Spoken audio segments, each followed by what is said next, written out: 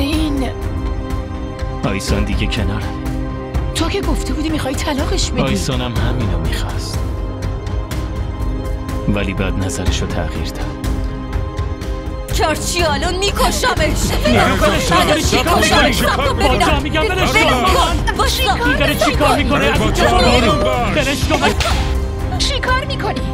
رو دختر چبود دست بلند میکنی؟ اگه بازم اسم شروین از دهانت بشنوم با دستای خودم میکشمت. کسی که خواهر منو اذیت کنه به این راحتی دست از سرش بر نمیداره.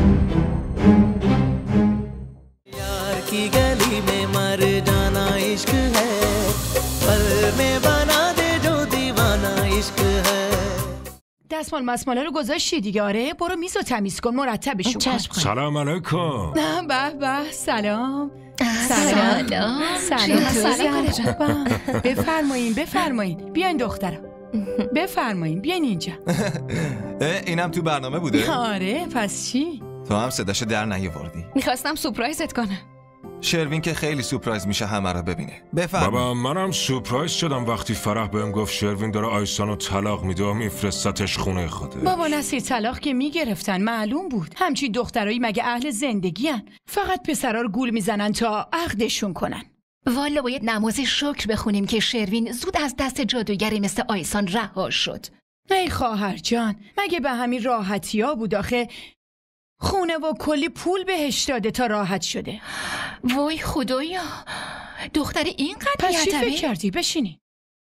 حالا شما چرا شرطشو گوش دادین؟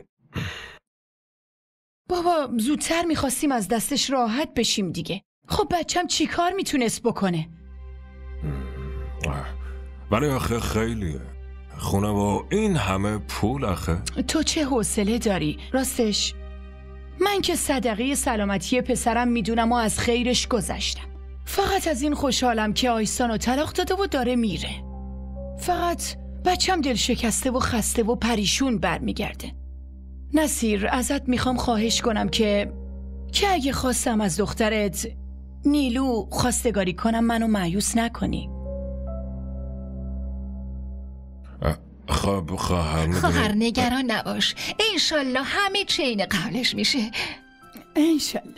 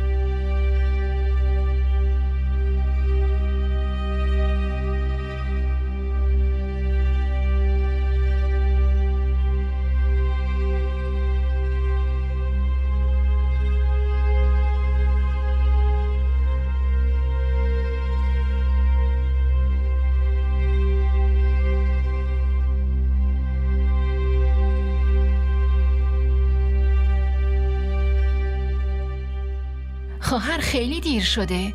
چرا شروین هنوز نیومده؟ والا گفت یکم دیرتر میام ولی نمیدونم چرا هنوز نرسیده. خدا به خیر بگذرونه. حالش همینطوری هم خرابه. اگه یه وقتی احساساتی بشه. فرح این حرفا چیه داری میزنی؟ منم الکی نگران کردی. نگران نباش، فقط یه چیزی به دلم افتاد گفتم خدا به خیر بگذرونه. باشه الان میگم رضا بهش زنگ بزنه. نمیخواد به کسی زنگ بزنی مامان.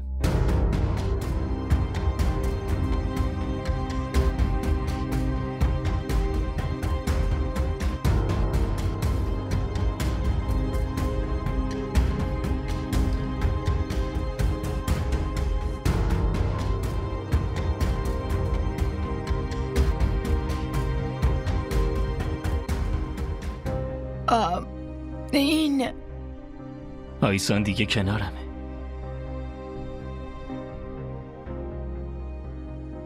ولی تو که گفته بودی میخوای طلاقش بدی. آیسانم همینو میخواست ولی بعد نظرشو تغییر داد.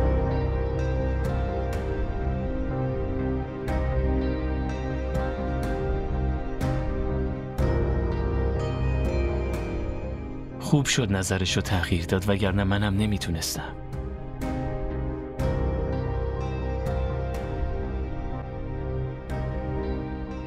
نمیتونستم همچین کار سختی رو بکنم.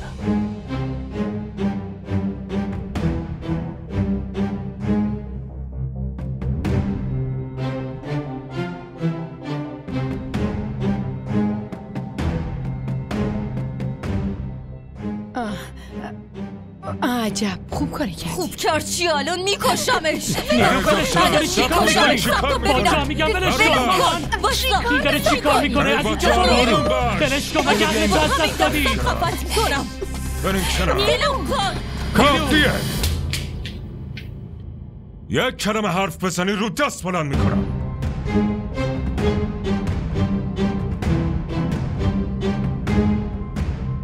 تو حالت خوبه؟ بریم بشینه تو ماشین. برا وقتی گفتم برا. چه خبر شده مامان؟ فقط احساساتی شده بود نیلو. بریم. منتظرتون بودم با هم غذا بخوریم. بیا پسرم. بیا بریم.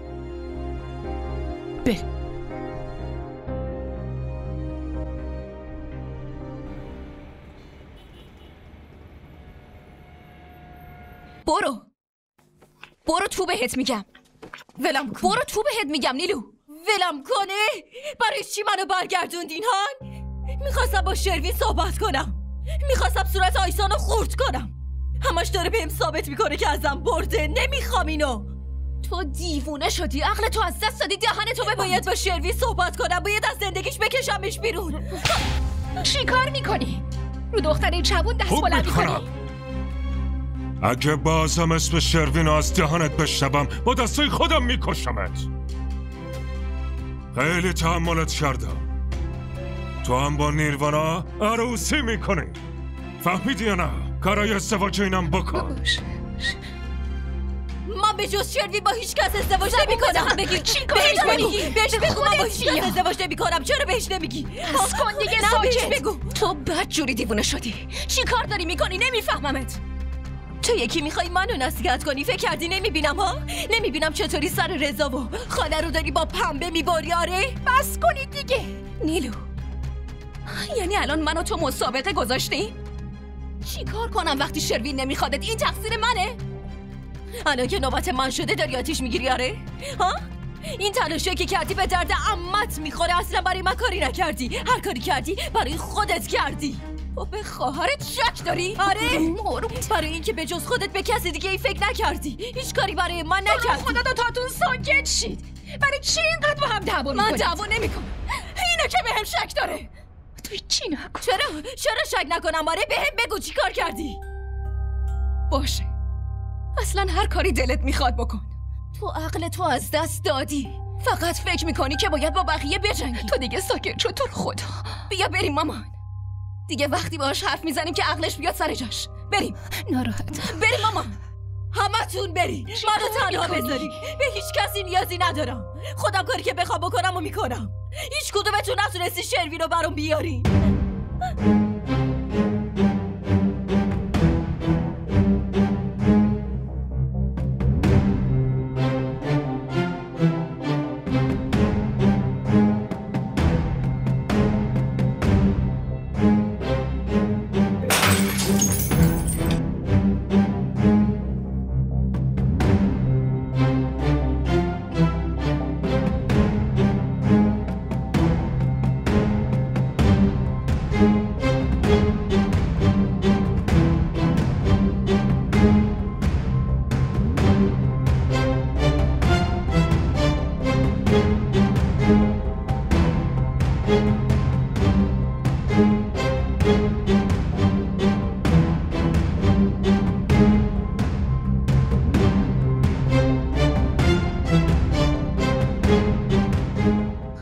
نکردی شروین.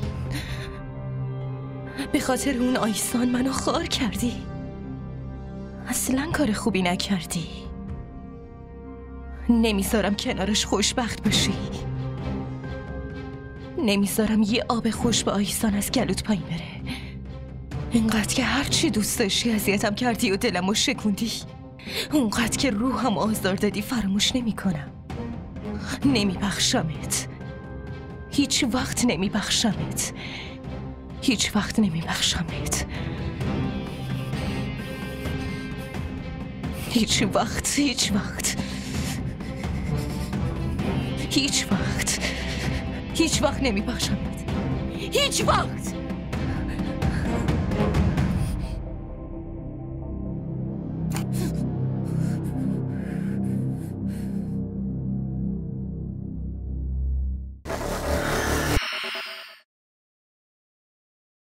اگه میدونستم یه روز برای همیشه میای اینجا،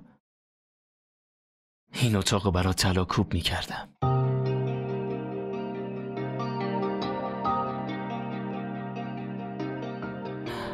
باورم نمیشه که اینقدر خوش شانسم که تو جلوم تو خونم وایستادی. روبروی خودم میبینمت. خوش شانسی باشه یا بد شانسی، بالاخره باید باورت بشه. این که در مقابل خانواده‌ات منو انتخاب کردی، نه فقط تو عشق سرافرازم کردی، بلکه عشق و محبت به خودتو تو دلم بیشتر کردی.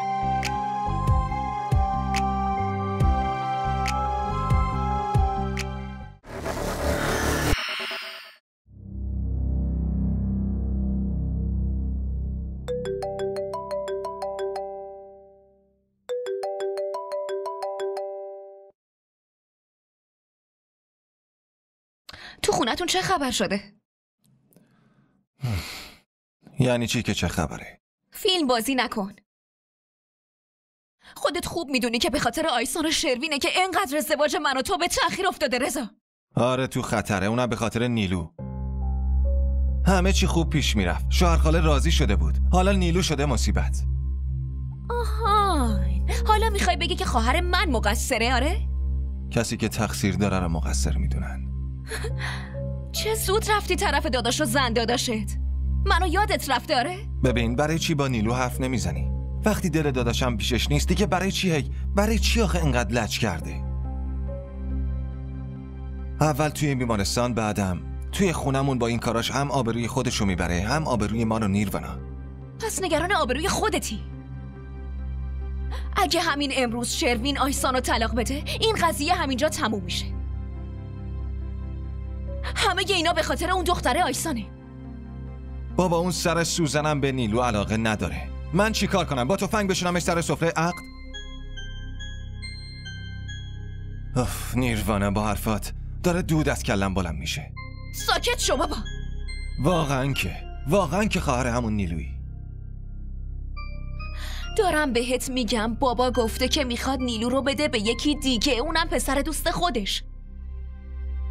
بعدم میخواد همزمان با عروسی ما نیلو هم عروسی کنه. خب باشه، این که عالیه. اینو تو داری میگی برای اینکه نیلو رو نمیشناسیش. دارم بهت هشدار میدم، قبل از اینکه مشکلی تو عروسیمون پیش بیاد یه کاری کن، وگرنه اون روی منو میبینی رضا.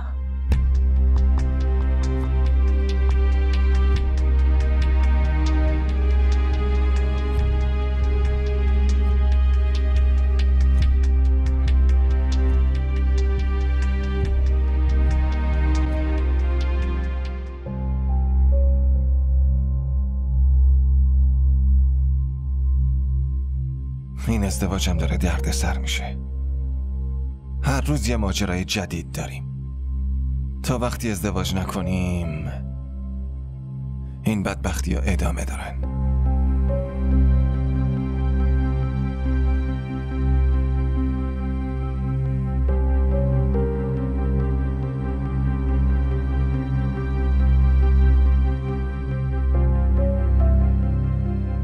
تو یکی میخوای منو نصیحت کنی؟ فکر کردی نمیبینم ها؟ نمیبینم چطوری سر رضا و خاله رو داری با پنبه میباری؟ آره؟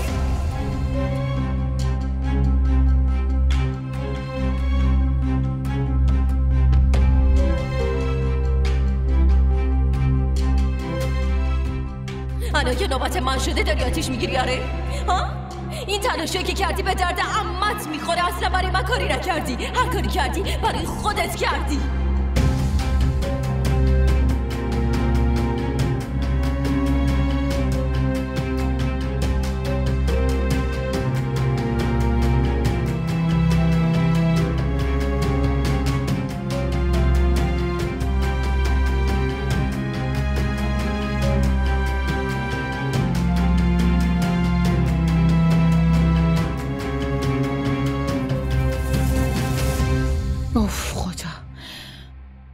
آیسان، راستش من اصلا نمیدونستم ماجرا از چه قراره. شروین که بهم گفت تازه فهمیدم در حق تو خیلی ظلم شده و نابود شدی. عزیزاتو ول کردی و اومدی. پدرت فوت کرد. خیلی سختی کشیده دخترم. ولی یه چیزی هست. بالاخره دخترها باید یه روز خونه ی پدر و مادر رو ول کنن و برن.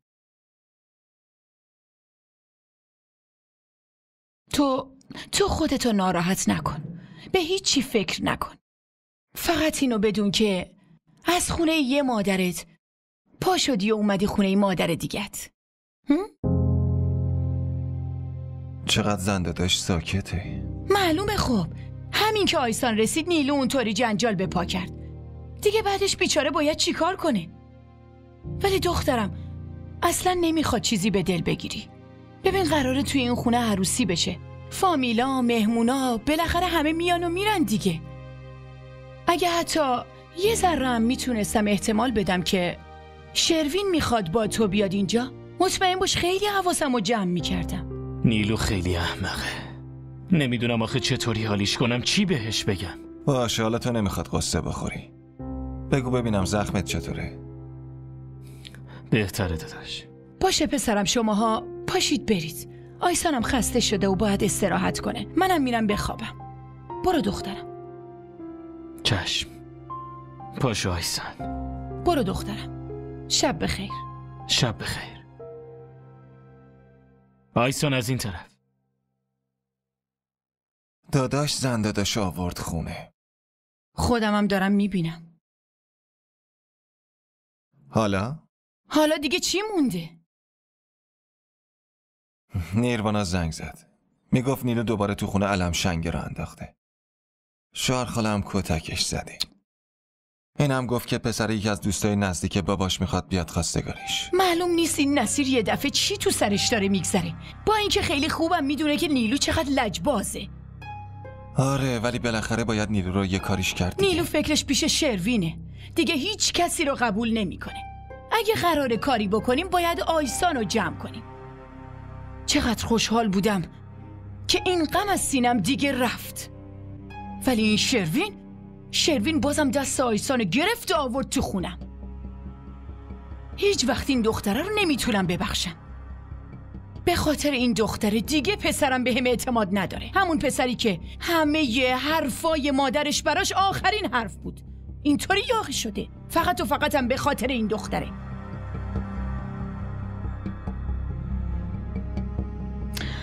الکی مجبورم خودم و دلسوزش نشون بدم.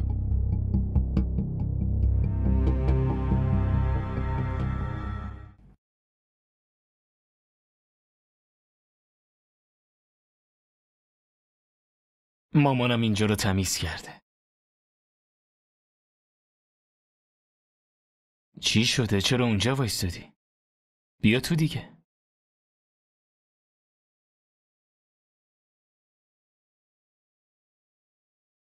اگه میدونستم یه روز برای همیشه میای اینجا، این اتاق برات طلا کوب میکردم.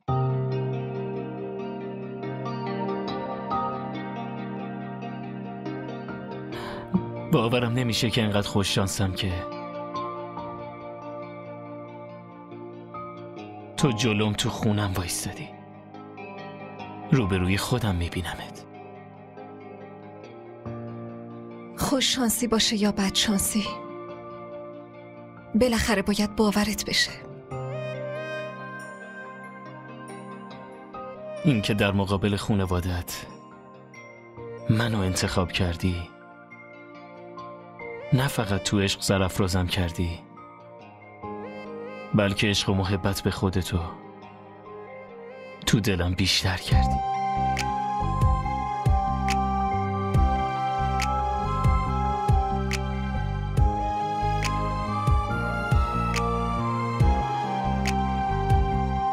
ممنون.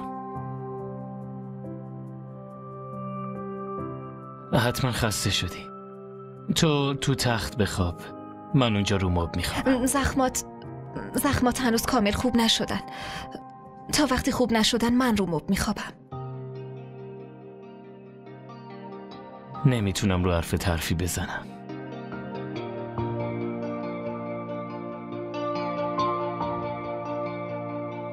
باشه.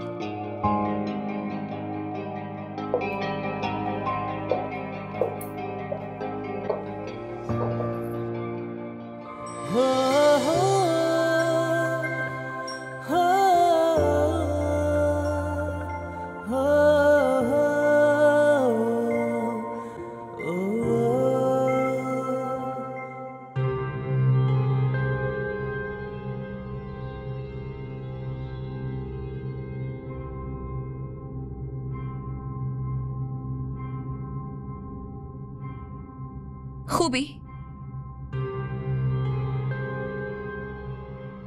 بهت گفته بودم نیلو که احساساتی نشو و این رفتاراتو نکن. برای چی احساساتتو کنترل نمی کنی؟ برای چی شرایطو داری بدتر میکنی ها؟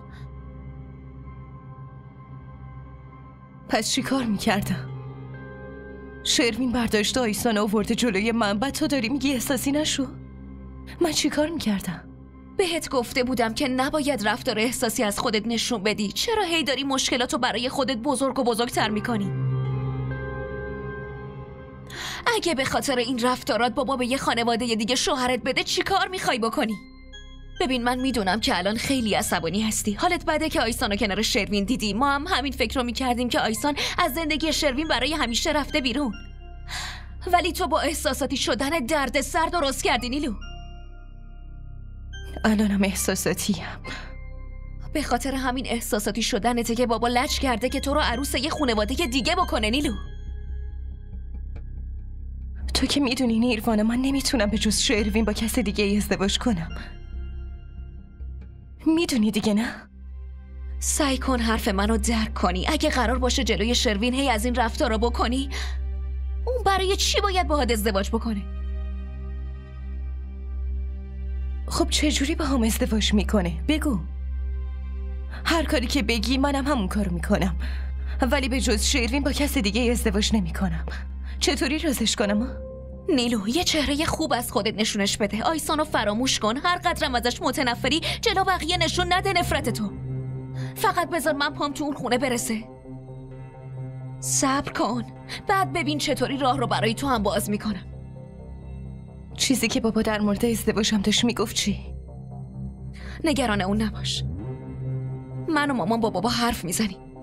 تو هم باید به من یه قولی بدی، به هم قول بدی که اینقدر احساساتی نشی و اینقدر زود از کوره در نری. به هم قول بده. بعدم سعی کن که بتونی از بابا عذرخواهی کنی تا اونم باورش بشه که دیگه نمیخوای این رفتاراتو نشون بدی. خواهش میکنم بیلو. عذرخواهی میکنم. نیلو باور کن که من درک میکنم که الان چقدر حال تو بده. کسی هم که داره اذیتت میکنه آیسانه. اینو منم دارم بهت میگم. بیشتر از تو قرار اون آیسان اذیت بشه نیلو. حرفمو باور کن. کسی که خواهر منو اذیت کنه به این راحتی دست از سرش بر نمیداره.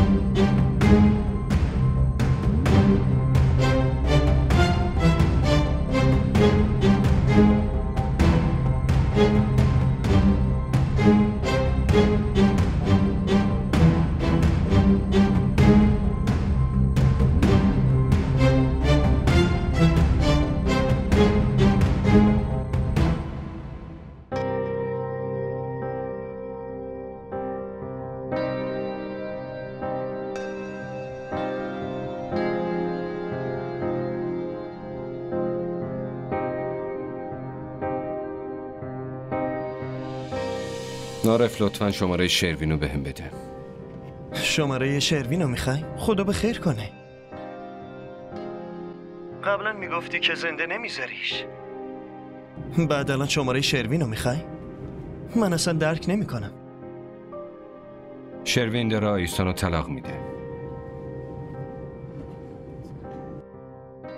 قرار بود آیسانو بیاره اینجا ولی هنوز نیومده. میخوام در مورد همین باهاش حرف بزنم. یعنی واقعا شروین داره آیسانو طلاق میده؟ آره. لطفاً شماره‌شو برام بفرست. خیلی خوب باشه، الان میفرستم. فعلا.